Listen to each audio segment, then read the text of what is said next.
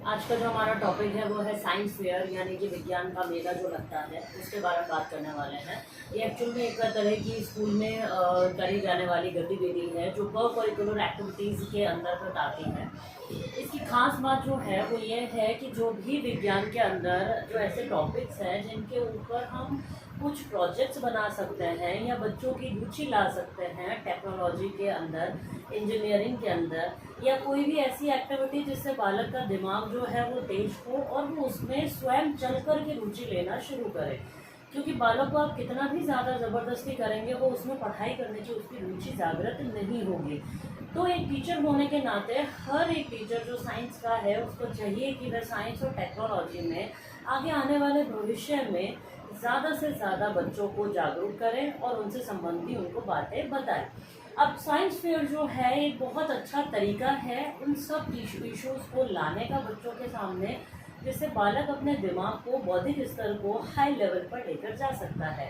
अब देखिए science fair में एक्चुअल में होता क्या है, क्योंकि जब मैं बताऊंगी तो आपके दिमाग में क्वेश्चन उठेगा, उसके बारे में मैं बताती हूँ कि साइंस फेयर जो है वो क्या होता है कि हम जब बच्चों को कुछ टॉपिक्स के ऊपर जो इंटरेस्टिंग है, टॉपिक्स जो जानने की ज़रूरत है या जिनके ऊपर मॉडल्स बन सकते हैं, वो सारी चीज़ें, मॉडल्स हो चाहे पोस्टर हो चाहे कार्टूनिस्ट पोस्टर हो, सब तरह का, तो ऐसे ऐसे टॉपिक्स चुने जाएं जो बालकों को जागरूक करें, उनके द्वारा ही किए जाएं। एक वर्कशॉप तय की जाए और उसमें मॉडल्स को बनवाया जाए। अब वो मॉडल बनाने के बाद में स्टॉल्स लगाए जाए उन मॉडल्स की, और उन बच्चों को सामाजिक तरीके से कुछ जागरूक करने के लिए आसपास के क्षेत्र वालों को बुलाया जाए और स्कूल के बड़े लेवल पर ऑर्गेनाइज किया जाए। करने के बाद इसमें थोड़ा बहुत बजट भी लगता है। करने के बाद कुछ ग्रुप्स जिनका मॉडल का बनाया हुआ है उनकी स्टॉल्स अलग अलग लगा करके प्रदर्शनी लगाई जाती है। मतलब आप लोगों को दिखाते हैं, आप लोगों को जागरूक करते हैं ताकि बालकों को मोटिवेशन मिले, बालकों को उनके यूजेस के बारे में पता चले। और जब वो खुद अपने टॉपिक के बारे में बता रहे हैं तो आप उनको कहें कि उस टॉपिक के बारे में या उस मॉडल के बारे में जो उन्होंने बनाया उसकी और भी नॉलेज इकट्ठी करके रखें, ताकि आसपास के एरिया के लोग या दूसरे बालक या जो छोटी कक्षाओं के बच्चे हैं वो उनको देखने आए तो उनको पूरी जानकारी मिले। अब जो क्वेश्चन आपके दिमाग में खड़ा होता है वो ये है कि साइंस फेयर और साइंस एग्जीबिशन में फिर फ़र्क क्या होगा, कि मेला भी वही है और एग्जीबिशन भी वही है, उसमें भी हम स्टॉल्स लगाते हैं या फिर बेंचेस पर हम लोग जो मॉडल्स बनाए हैं वो हम लोग शो करते हैं और उनकी जानकारी भी बच्चे को होती है। तो क्वेश्चन जो खड़ा होता है वो है what is the difference between exhibition and the fair. है दोनों साइंस से रिलेटेड, दोनों ही मॉडल्स हैं, दोनों को ही बालकों के द्वारा ही बनवाया जाता है, कंडक्ट किया जाता है तो वो भी बालकों के द्वारा ही किया जाता है। तो देखिए एक छोटा सा फ़र्क ये है इसके अंदर कि जो एग्जीबिशन होती है वो एक ऑर्गेनाइज्ड प्रेजेंटेशन होती है, जिसके अंतर्गत आप जो कुछ गेस्ट को बुलाते हैं वो उनको जज करते हैं। जज इन द मीन्स की जो एक्सपर्ट होते हैं ऑफ द पर्टिकुलर फील्ड। जैसे साइंस एग्जीबिशन लगाई है तो उसमें आपको सेलेक्टेड ही लगाने हैं, साइंस फेयर में ऐसा नहीं है, आपको सेलेक्टेड मॉडल्स नहीं लगाने होते। आपने जितने भी बनाए हैं चाहे वो अच्छे हों बुरे हों, चाहे उसमें बच्चों की प्रेजेंटेशन कैसी भी रही हो या वर्किंग कैसी भी रही हो, आपको वो सारे प्रोजेक्ट्स लगाने पड़ते हैं। ये तो ये बात चाहे पोस्टर ही क्यों ना हो। एग्जीबिशन में सिर्फ सेलेक्टेड चीज़ें ही लगाई जाती है जिसमें चेयरपर्सन्स आते हैं जो पर्टिकुलर फील्ड के होते हैं और आकर के उसके ऊपर जजमेंट करते हैं, लेकिन फेयर में ऐसा नहीं होता। फेयर जो होता है उसमें बच्चे आएंगे, आसपास के क्षेत्र के लोग आते हैं, सब लोग उसको देखते हैं। उसी स्कूल के छोटे बच्चों को भी आपको दिखाना होता है जो उनके टॉपिक्स आते हैं या एनवायरनमेंट संबंधी, मतलब हर तरह का बंदा उसमें घूमता है और वो सारे प्रोजेक्ट जो बच्चों ने बनाए होते हैं वो देखते हैं। एक पूरा कार्निवल टाइप हो जाता है, बहुत शानदार उसका माहौल होता है और बालकों को बहुत ज़्यादा मोटिवेशन मिलता है।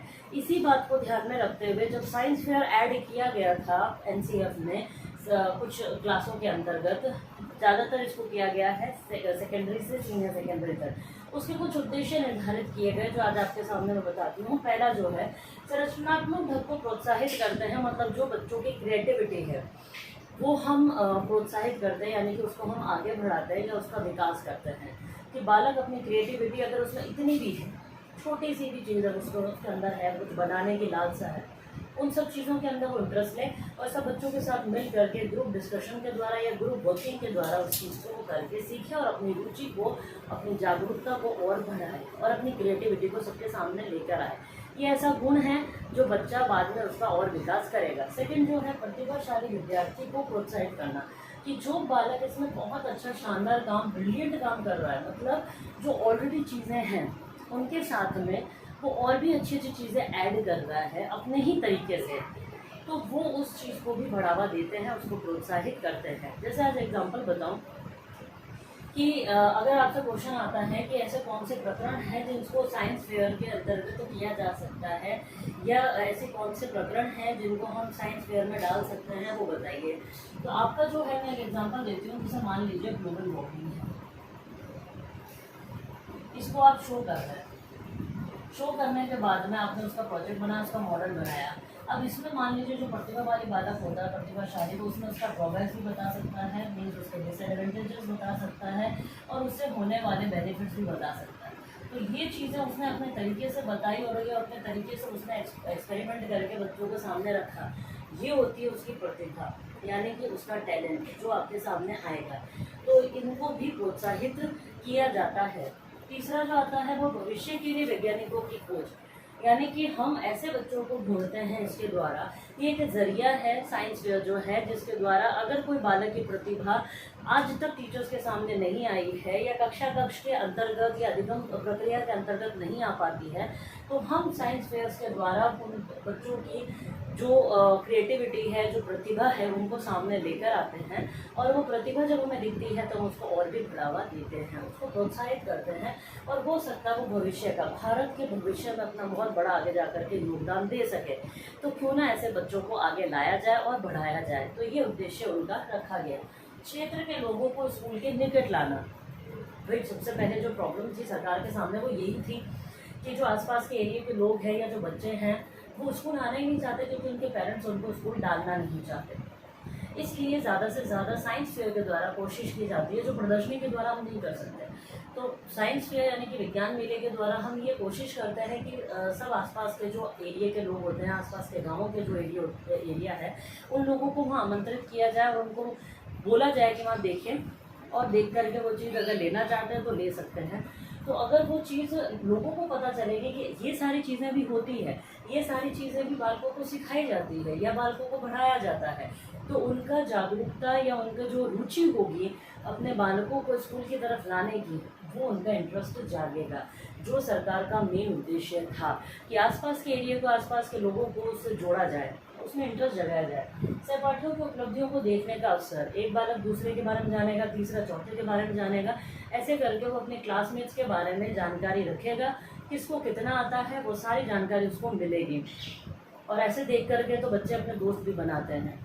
बौद्धिक, पहले हम सिर्फ ये सोचते हैं कि बौद्धिक जो हम पढ़ा रहे हैं, अधिगम प्रक्रिया करा रहे हैं कक्ष के अंतर्गत, उससे सिर्फ बालक की बौद्धिक शक्ति का ही विकास होता है। लेकिन साइंस फेयर के द्वारा हम बच्चे के अंदर बौद्धिक, सामाजिक, मनोवैज्ञानिक रूप से भी उसका विकास कर सकते हैं, ताकि बालक उसको देख कर के सीखे, दूसरे के साथ सद्भावना रखे, प्रेम का रखे और फिर एक दूसरे की मदद के लिए वो भावनाएं रखें। तो वो सारी चीज़ें हैं। प्रतिभाओं को मान्यता व प्रोत्साहन देना, बेशक अगर साइंस फेयर के अंदर या प्रदर्शनी के अंदर इन को करिकुलर एक्टिविटीज़ में सरकार का मानना था कि कोई बालक अपनी प्रतिभा दिखा रहा है और उसकी क्रिएटिविटी आ रही है सामने और वो वाकई में मोटिवेशन के लायक है, तो उसको पुरस्कार दे करके भी या अनुदान दे करके भी, ये स्कॉलरशिप के द्वारा भी आगे बढ़ाया जाता है, ताकि उसकी जो प्रतिभा है उसको प्रोत्साहन मिले और उसको देख करके दूसरे बालक भी ये सारी चीज़ें सीख सके। अब आपका जो होम असाइनमेंट का क्वेश्चन है वो पहला ये है कि कौन कौन से प्रकरण हैं आपके विषय के अनुसार बताएं जो हम साइंस फेयर के द्वारा बालकों तक लेके जा सकते हैं। सेकंड जो प्रश्न है वो है साइंस फेयर के या फिर विज्ञान मेले के क्या क्या उद्देश्य है, लिखिए। Have a nice day.